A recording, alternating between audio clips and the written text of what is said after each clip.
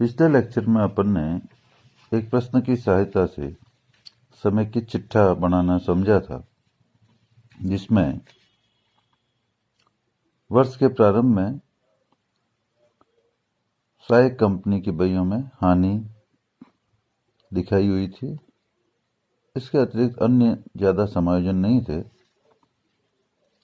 और holding company द्वारा subsidiary company के सभी अंश खरीदे हुए थे, इसलिए माइनॉरिटी शेयर होल्डर का इंटरेस्ट भी कैलकुलेट नहीं हुआ था। एक साधारण क्वेश्चन था। आज अपन एक क्वेश्चन लेते हैं जिसमें होल्डिंग कंपनी ने सब्सिडरी कंपनी के 60% शेयर ही खरीदे हैं। इसके अतिरिक्त इंटर कंपनी डेट्स भी हैं, स्टॉक रिजर्व का भी पॉइंट है, ताकि आपको और डिटेल में इन समायोजनों की जानकारी प्राप्त हो सके।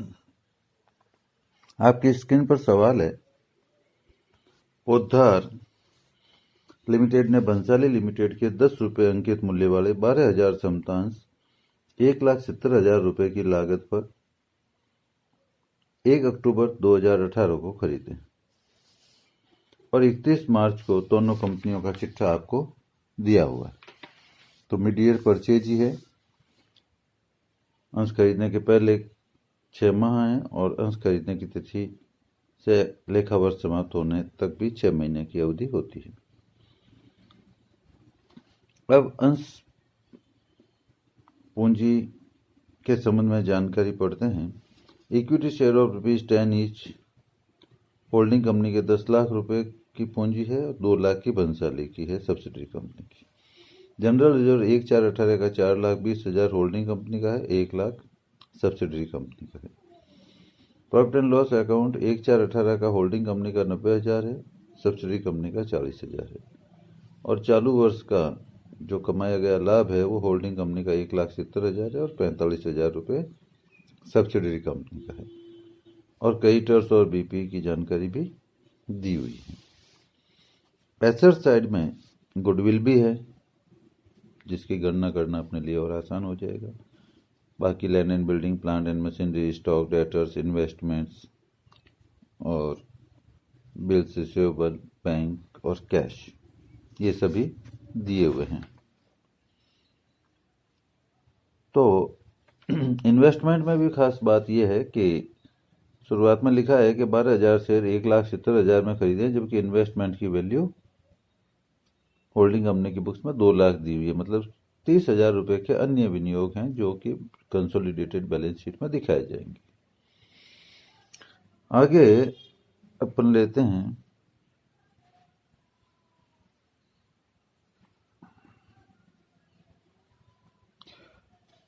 पोद्दार लिमिटेड के देनदारों और प्राप्य बिलों में क्रमशः 50,000 रुपये और 16,000 रुपये की रकमें बंसाली लिमिटेड द्वारा दी थी। मतलब देनदारों में एक दूसरी कंपनी के देनदार और लेनदारों में 50,000 रुपये शामिल है जो अपने को इंटरकंपनी डेट्स करने पड़ेंगे और 16,000 रुपये पीआरपीपी में इंटरकंपनी डेट्स करने पड़ेंगे।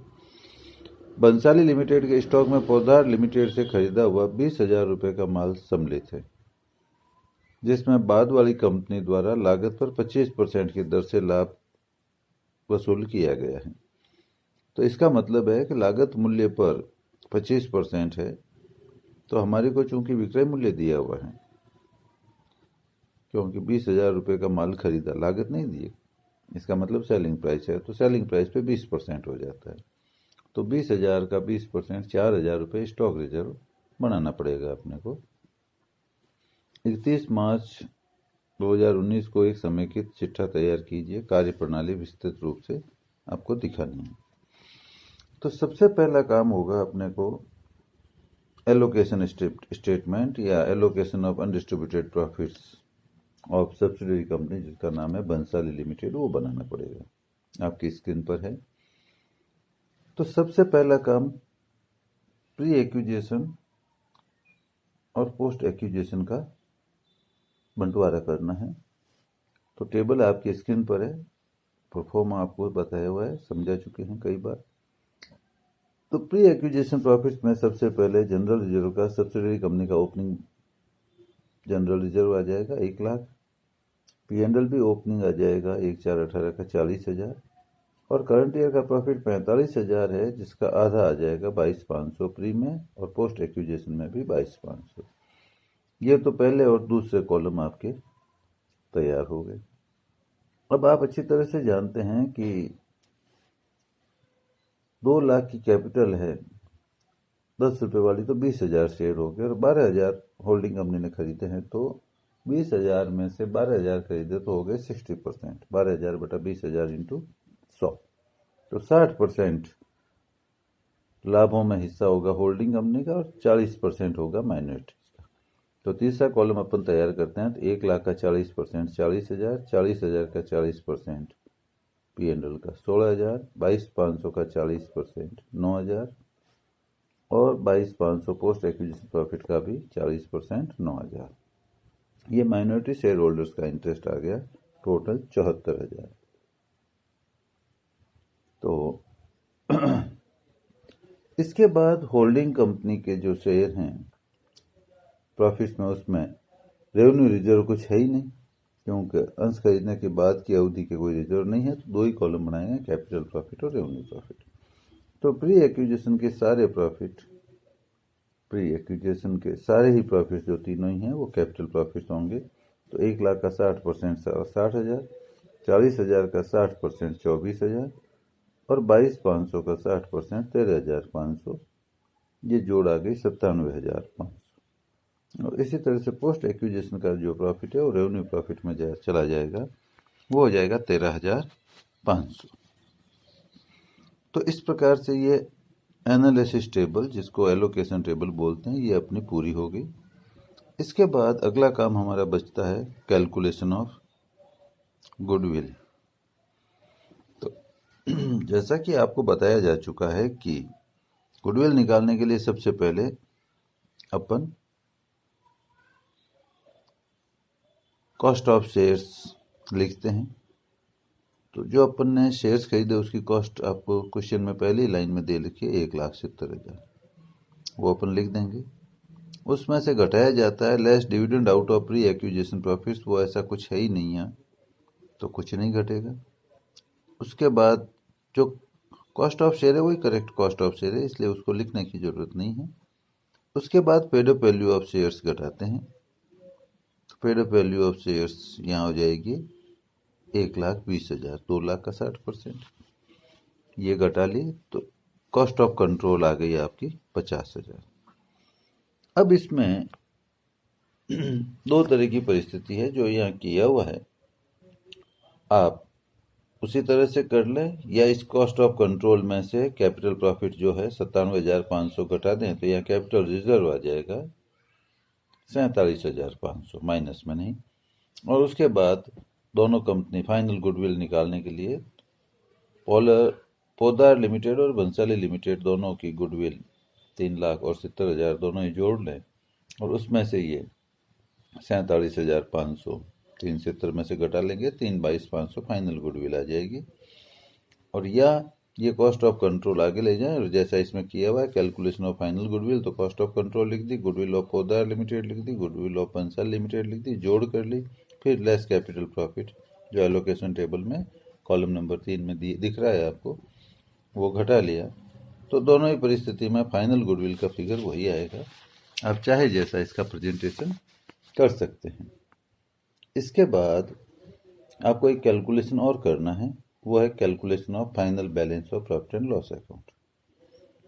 तो प्रॉफिट एंड लॉस अकाउंट का कैलकुलेशन करने के पहले हमारे लिए ज़रूरी है कि माइनॉरिटी शेयर होल्डर इंटरेस्ट का कैलकुलेशन कर लें।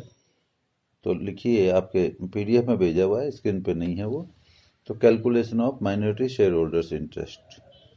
तो 2,00,000 की जो पूंजी थी सब्सिडरी कंपनी की, उसका 40% 80,000 paid up value of share capital हो जाएगी माइनॉरिटीज की। उसमें ऐड हो जाएगा share of profit minority share holders का, जो आपकी टेबल में दिया हुआ है 74,000।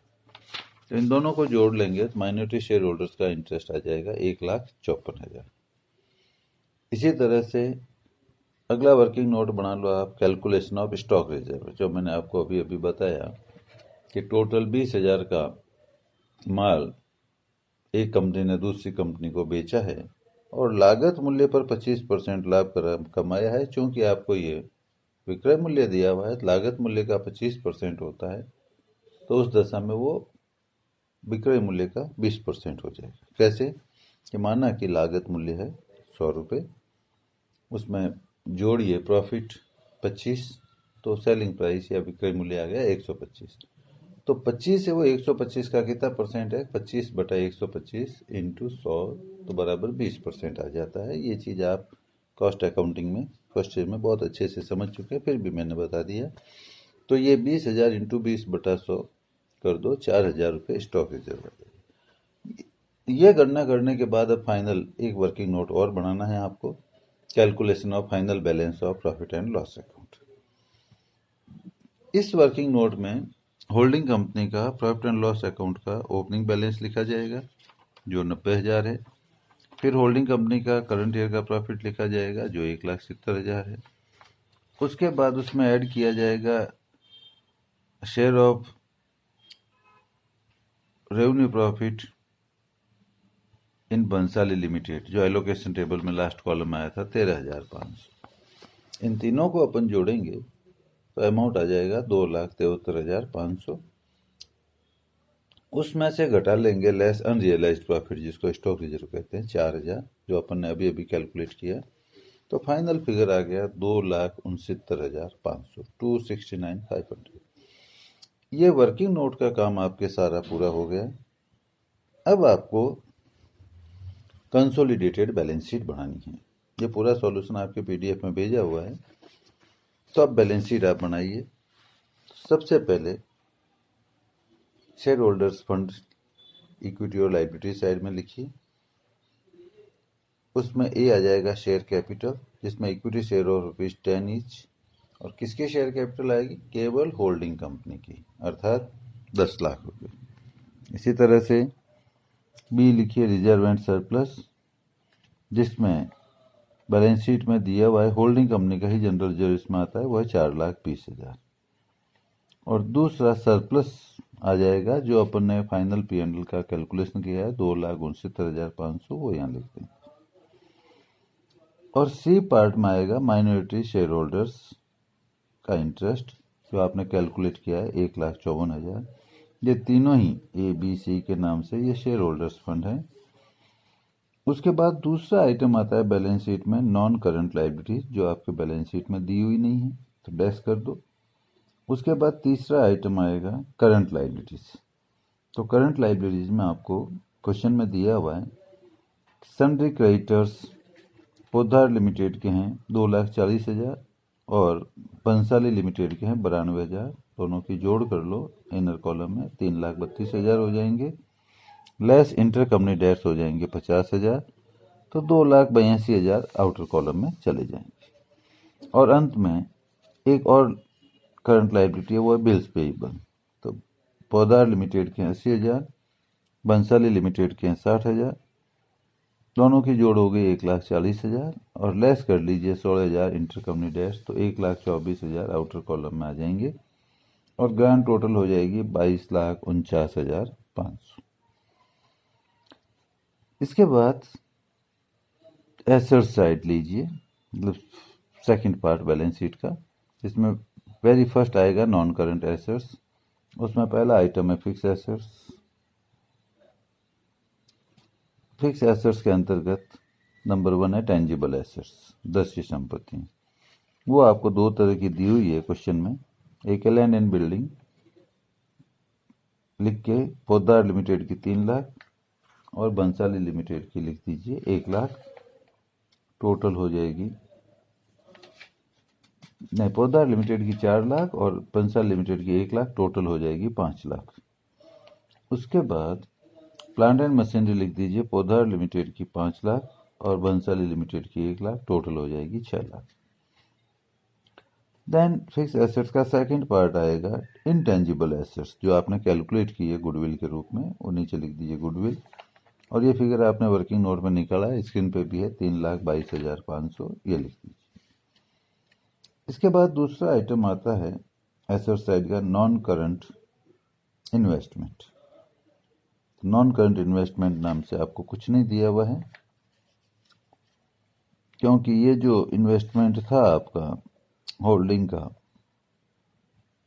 वो उधर एक क्षेत्र गया और बचा हुआ 30,000 की सूचना नहीं है, तो उसको अपन करंट इन्वेस्टमेंट ही मानेंगे। तो अब तीसरा आइटम इसमें आएगा करंट एसेट्स। उसमें पहला है करंट इन्वेस्टमेंट। तो 2 लाख जो होल्डिंग कंपनी के बैलेंस शीट में दिया, उसमें से 1/70 आपके होल्डिंग कंपनी का सब्सिडी में विनियोग था, जिसका एडजस्टमेंट गुडविल में हो चुका है। बचे 30,000 वो यहाँ लिख देंगे। इसी तरह से स्टॉक पोद्दार का लिमिटेड का 2 लाख है और बंसल लिमिटेड का 40,000 है। टोटल होगी 2,40,000। उसमें से स्टॉक रिजर्व घटाना है 4,000, तो पीछे बच गया 2,36,500।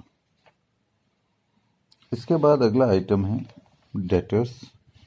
तो सन्ड्री डेटर्स लिख दीजिए, फिर पोद्दार लिमिटेड और बंसाली लिमिटेड दोनों का अमाउंट लिख दीजिए, 3 लाख और 1,34,500, टोटल 4,34,500। लेस कर लीजिए इंटर कंपनी डेट्स 50,000, पीछे बच गया 3,84,500। उसके बाद बिल्स रिसीवेबल आ जाएंगे। पोद्दार लिमिटेड के 20,000 और बंसाली लिमिटेड के 30,000, टोटल हो गए 50,000। लेस इंटर कंपनी डेट्स हो जाएंगे 16,000 जो सूचना है, तो 34,000 फाइनल फिगर आ जाएगा। उसके बाद बैंक बैलेंस लिख दीजिए, पोद्दार लिमिटेड का 60,000, बंसाली लिमिटेड का 50,000, टोटल कर दीजिए 1,10,000। और लास्ट में कैश, पोद्दार लिमिटेड का 20,000, बंसाली लिमिटेड का 12,000, टोटल कर दीजिए 32,000। इस तरह एसेट साइड की टोटल हो जाएगी 22,49,500। इस प्रकार ये हमारी कंसोलिडेटेड बैलेंस शीट बनकर तैयार होगी। कोई भी दिक्कत हो आप वापस पूछ लेना, पूरा पीडीएफ आपको भेजा हुआ है, ऐसे मैंने समझा दी है। कोई भी दिक्कत हो फोन करके पूछ लेना। इसके बाद अपन अगला क्वेश्चन लेते हैं।